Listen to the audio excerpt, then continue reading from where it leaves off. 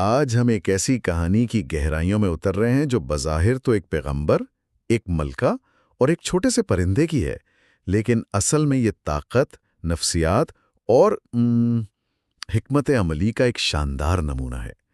تو منظر کچھ یوں ہے کہ پیغمبر سلیمان علیہ السلام اپنی فوج کا معائنہ کر رہے ہیں، جی لیکن یہ کوئی عام فوج نہیں ہے، یہ شاید تاریخ کی سب سے منفرد اور طاقتور فوج تھی۔ بالکل، اور اس کی انفرادیت صرف تعداد میں نہیں تھی بلکہ اس کی ساخت میں تھی۔ آپ سوچیں، اس میں انسان تو تھے ہی، لیکن ان کے ساتھ جنات بھی تھے۔ جنات جو دشمن کو نظر بھی نہیں آتے تھے، ایک نفسیاتی خوف۔ بالکل، ایک اندیکھا خطرہ، پھر جانور تھے، پرندے تھے، اور ہر ایک کا اپنا ایک مخصوص کردار تھا۔ مطلب یہ ایک ایسی فوج تھی جو زمین پر بھی لڑ سکتی تھی، ہوا میں بھی، اور وہ غیب کے محاذ پر بھی۔ یہ صرف فوجی طاقت نہیں تھی، یہ تو فطرت پر مکمل کنٹرول کا مظہر تھا۔ جی ہاں، اور اسی پیچیدہ نظام میں ایک بہت چھوٹا سا لیکن اہم کردار تھا، ہدہد۔ یہ کوئی عام پرندہ نہیں تھا، بلکہ ایک طرح سے فوج کا انٹیلیجنس ایجنٹ تھا۔ ہاں، اس کا کام تھا دور دراز علاقوں سے خبریں لانا۔ اور مجھے یہ بات ہمیشہ بہت دلچسپ لگتی ہے کہ اتنی بڑی کہانی کا آغاز کسی جنگ یا فتح سے نہیں ہوتا، نہیں، بالکل نہیں۔ بلکہ اسی چھوٹے سے پرندے کی غیر موجودگی سے ہوتا ہے۔ یہ نقطہ بہت اہم ہے۔ دیکھیں، یہ ظاہر کرتا ہے کہ سلیمان علیہ السلام کا نظام کتنا منظم تھا کہ اس میں ایک چھوٹے سے پرندے کی غیر حاضری بھی فوراً محسوس کر لی گئی۔ فوراً؟ اور یہ وہ غیر موجودگی تھی جس نے ایک ایسی زنجیر شروع کی جس نے تاریخ کا رخ ہی موڑ دیا۔ یہ ہمیں بتاتا ہے نا کہ بعض اوقات سب سے بڑے واقعات کی شروعات بہت چھوٹی غیر متوقع چیزوں سے ہوتی ہے۔ تو جب سلیمان علیہ السلام معائنے کے لیے پہنچے، ان کی نظر فوراً ہدہد کی خالی جگہ پر پڑی۔ لیکن سوال یہ تھا کہ ہدہد تھا کہاں؟ وہ تو ایک لمبی پرواز کر کے سبا کی سرزمین پر پہنچ چکا تھا۔ سبا؟ جی، اور وہاں اس نے جو دیکھا وہ صرف ایک نیا ملک نہیں تھا، بلکہ ایک پوری تہذیب تھی، ایک منظم شہر، خوشحال لوگ، اور ایک بہت ہی طاقتور اور امیر ملکہ بلقیس۔ ملکہ بلقیس؟ جی، لیکن اس نے ایک اور چیز بھی دیکھی جو اس کے لیے وہ بہت حیران کن تھی۔ اور وہ یہ تھی کہ ملکہ بلقیس اور اس کی پوری قوم اللہ کو چھوڑ کر سورج کی پوجا کر رہی تھی۔ یہاں ایک بات بہت دلچسپ ہے۔ ہدہد نے واپس آ کر صرف یہ نہیں بتایا کہ وہ سورج کو پوجتے ہیں، اس نے خاص طور پر ان کی دولت، ان کی ملکہ اور ان کے عظیم تخت کا بھی ذکر کیا۔ اس تفصیل کی کوئی خاص وجہ؟ یہ ایک بہترین سوال ہے۔ اس سے پتہ چلتا ہے کہ ہدہد صرف ایک مخبر نہیں تھا، بلکہ ایک ذہین تجزیہ کار تھا۔ اس نے سلیمان علیہ السلام کو صرف ایک مذہبی اختلاف کی خبر نہیں دی، بلکہ ایک مکمل اسٹریٹجک بریفنگ دی۔ اچھا؟ اس نے بتایا کہ یہ قوم صرف گمراہ نہیں، بلکہ مادی طور پر بہت طاقتور، منظم اور اپنی تہذیب پر فخر کرنے والی ہے۔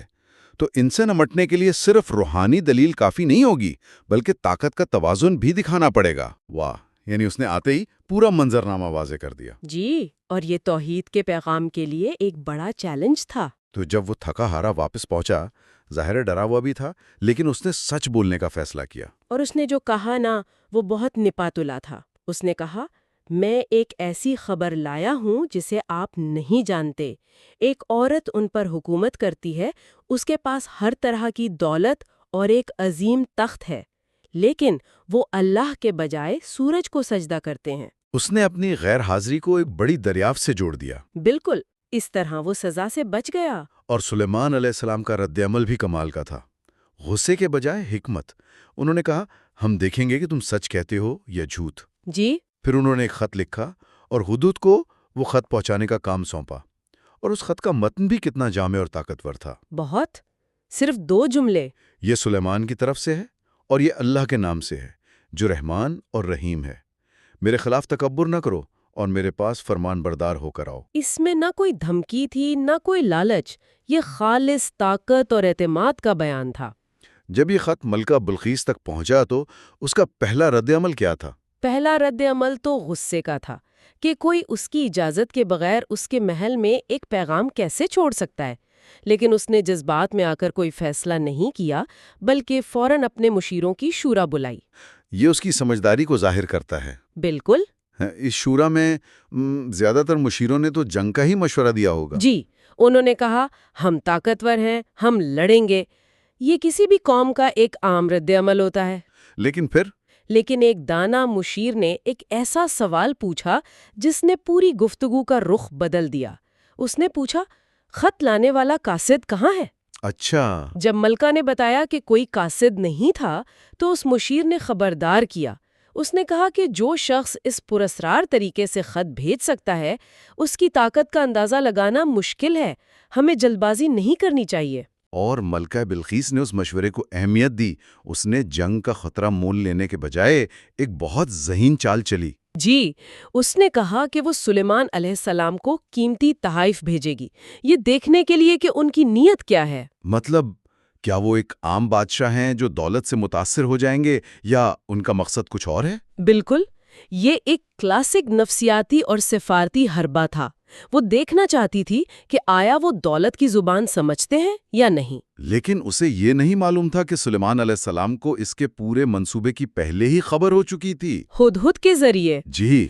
تو سلیمان علیہ السلام نے اس کے قاصدوں کے لیے ایک ایسا استقبال تیار کیا جس کا انہوں نے کبھی تصور بھی نہیں کیا ہوگا۔ انہوں نے اپنی پوری فوج، انسان، جنات، جانور، سب کو صف آرا ہونے کا حکم دیا۔ آپ سوچیں ان قاصدوں کی حالت۔ جب انہوں نے یہ ناقابل تصور منظر دیکھا ہوگا تو وہ حیران و خوفزدہ رہ گئے ہوں گے۔ ان کے لائے ہوئے سونے اور جواہرات اس شان و شوکت کے سامنے بالکل بے معنی لگنے لگے ہوں گے۔ یہ صرف فوجی طاقت کا مظاہرہ نہیں تھا، یہ ایک نفسیاتی ضرب تھی۔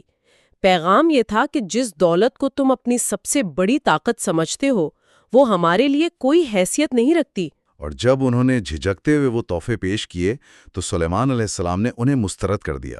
جی، اور پیغام بالکل واضح تھا۔ کیا تم مجھے مال سے مدد دینا چاہتے ہو؟ جو اللہ نے مجھے دیا ہے وہ اس سے کہیں بہتر ہے۔ اپنے تحفے واپس لے جاؤ، ورنہ میں ایسی فوج کے ساتھ آؤں گا جس کا تم مقابلہ نہیں کر سکتے۔ یہاں نفسیاتی حکمت عملی کمال کی تھی۔ بلقیس نے دولت بھیج کر انہیں اپنی کھیل میں شامل کرنے کی کوشش کی۔ اور انہوں نے تحفے مسترد کر کے اس کھیل کو ہی ختم کر دیا۔ انہوں نے پیغام دیا کہ ہم مختلف اصولوں پر کام کرتے ہیں۔ اور یہ کسی بھی مذاکرات میں سب سے طاقتور پوزیشن ہوتی ہے نا؟ بالکل، جب آپ دوسرے فریق کو اپنے اصولوں پر سوچنے پر مجبور کر دیں۔ تو جب قاصد یہ پیغام لے کر واپس پہنچے، ملکہ کو سمجھ آ گیا کہ اسے خود جانا پڑے گا، لیکن وہ یہ نہیں جانتی تھی کہ اس کے پہنچنے سے پہلے ہی ایک اور قدم اٹھایا جانے والا تھا۔ جی، اور یہی اس کہانی کا سب سے حیران کن موڑ ہے۔ سلیمان علیہ السلام نے صرف انتظار نہیں کیا، انہوں نے ثابت کیا کہ ان کی پہنچ صرف زمین تک نہیں ہے۔ انہوں نے اپنے دربار سے پوچھا، تم میں سے کون ملکہ بلقیس کا تخت اس کے یہاں پہنچنے سے پہلے لا سکتا ہے؟ پہلے ایک طاقتور جن نے کہا کہ میں اسے آپ کے اپنی جگہ سے اٹھنے سے پہلے لا سکتا ہوں۔ یہ اپنے آپ میں ایک ناقابل یقین دعویٰ تھا۔ بالکل، اور یہ نقطہ بہت اہم ہے۔ جن نے جو پیشکش کی وہ طاقت اور رفتار پر مبنی تھی، آپ کے اٹھنے سے پہلے۔ لیکن پھر ایک عالم جسے کتاب کا علم دیا گیا تھا، اس نے کہا میں اسے آپ کی پلک جھپکنے سے بھی پہلے لا سکتا ہوں۔ پلک جھپکنے سے بھی پہلے؟ یہ علم پر مبنی دعویٰ تھا جس نے وقت اور فاصلے کے قوانین کو ہی بے معنی کر دیا۔ کہانی یہ بتا رہی ہے نا کہ حقیقی طاقت بروٹ فورس میں نہیں بلکہ علم اور اللہ کی عطا کردہ حکمت میں ہے۔ اور پلک جھپکتے ہی وہ تخت وہاں موجود تھا؟ جی ہاں۔ ایک منٹ، تو یہ جو تخت لایا گیا اس کے پیچھے ایک اور کہانی بھی چل رہی تھی۔ ایک افواہ تھی کہ ملکہ بلقیس آدھی انسان اور آدھی جن ہے۔ جی، یہ افواہ تھی، لیکن دلچسپ بات یہ ہے کہ یہ افواہ خود جنات نے پھیلائی تھی۔ اچھا، کیوں؟ وہ نہیں چاہتے تھے کہ سلیمان علیہ السلام بلقیس سے شادی کریں، کیونکہ انہیں ڈر تھا کہ اگر ان کا بیٹا پیدا ہوا تو وہ بھی اپنے باپ کی طرح ان پر حکومت کرے گا اور انہیں دوبارہ خدمت پر مجبور کر دے گا۔ یہ ایک طرح کے سیاسی سازش تھی۔ بالکل، ایک ڈس انفارمیشن کیمپین جسے ہم آج کہتے ہیں۔ واہ، یہ تو بہت ہی غیر متوقع موڑ ہے۔ تو سلیمان علیہ السلام اس افواہ کی حقیقت جاننا چاہتے تھے۔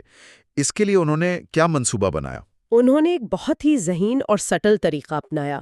انہوں نے ایک ایسا محل بنانے کا حکم دیا جس کا فرش شفاف شیشے کا تھا اور اس کے نیچے پانی بہہ رہا تھا۔ شیشے کا فرش؟ مقصد یہ تھا کہ جب بلقیس اسے پانی سمجھے گی تو اسے پار کرنے کے لیے اپنا لباس اٹھائے گی، جس سے اس کی ٹانگیں ظاہر ہوں گی۔ جنات کے بارے میں کہا جاتا ہے کہ ان کے پاؤں جانوروں جیسے یا بالوں والے ہوتے ہیں۔ یہ بغیر کچھ کہے سچائی جاننے کا ایک طریقہ تھا۔ تو اب وہ لمحہ آ گیا جب ملکہ بلقیس سلیمان علیہ السلام کی سلطنت میں داخل ہوئی۔ وہ راستے میں ہی ان کی فوج اور ملک کے عجائبات دیکھ کر مروب ہو چکی تھی۔ اس کا تکبر ٹوٹ رہا تھا۔ جی۔ جب وہ اس شاندار محل میں پہنچی تو اس کے سامنے 2 بڑے امتحانات آئے۔ پہلا امتحان تھا اس کا اپنا تخت، جسے تھوڑا بدل کر اس کے سامنے رکھا گیا۔ جب اس سے پوچھا گیا کہ کیا یہ تمہارا تخت ہے تو اس نے بہت ذہانت سے جواب دیا۔ اس نے کہا، گویا یہ وہی ہے۔ اس نے نہ مکمل اقرار کیا نہ انکار۔ بالکل۔ اس سے اس کی حکمت اور سفارتی سمجھ بوجھ کا اندازہ ہوتا ہے۔ وہ آسانی سے ہار ماننے والی نہیں تھی۔ اور پھر آیا دوسرا امتحان، شیشے کا فرش۔ جی، جب اس نے اسے پانی کا ایک گہرا تالاب سمجھا اور اسے پار کرنے کے لیے اپنا لباس اٹھایا تو اس کی ٹانگیں ظاہر ہو گئیں۔ وہ عام انسانوں جیسی تھیں۔ تو سلیمان علیہ السلام کو یقین ہو گیا کہ وہ مکمل طور پر انسان ہے اور جنات کی پھیلائی ہوئی افواہ جھوٹی تھی۔ بالکل۔ اور یہ لمحہ صرف ایک امتحان نہیں تھا، یہ ایک طرح کا لکمس ٹیسٹ تھا۔ یہ صرف سچ جاننے کے لیے نہیں تھا، بلکہ یہ بلقیس کو یہ دکھانے کے لیے بھی تھا کہ وہ ایک ایسی دنیا میں قدم رکھ چکی ہے جہاں چیزیں ویسی نہیں ہیں جیسی نظر آتی ہیں۔ بہت گہری بات ہے۔ اس نے جو پانی سمجھا وہ شیشہ نکلا۔ یہ ایک استعارہ تھا کہ جس سورج کو وہ حقیقت سمجھ کر پوج رہی ہے، شاید وہ بھی ایک وہم ہو۔ اس کے بعد سلیمان علیہ السلام اور بلقیس کے درمیان وہ فیصلہ کن گفتگو ہوئی۔ جی، اور سلیمان علیہ السلام نے یہاں طاقت کا نہیں بلکہ منطق کا استعمال کیا۔ انہوں نے کوئی معجزہ نہیں دکھایا بلکہ ایک سادہ سی دلیل پیش کی۔ کیا دلیل تھی وہ؟ وہ خود اللہ کی ایک مخلوق ہے جو اس کے حکم کی پابند ہے، صبح نکلتی ہے، شام کو ڈوب جاتی ہے۔ انہوں نے کہا کہ ایک باشعور انسان کا کسی بے شعور اور محکوم مخلوق کے آگے جھکنا انسانی عقل کی توہین ہے۔ یہ دلیل ملکہ بلقیس کے دل میں اتر گئی۔ اسے پہلی بار اپنی اور اپنی قوم کی عبادت کی بے معنی حیثیت کا احساس ہوا۔ جی، اس نے طاقت دیکھی تھی، دولت دیکھی تھی، معجزے دیکھے تھے، لیکن جس چیز نے اسے تبدیل کیا وہ یہ منطقی اور عقل کو اپیل کرنے والی دلیل تھی۔ واقعی اسی وقت اس کے مشیروں نے آ کر کہا کہ سورج غروب ہونے والا ہے، یہ سجدے کا وقت ہے۔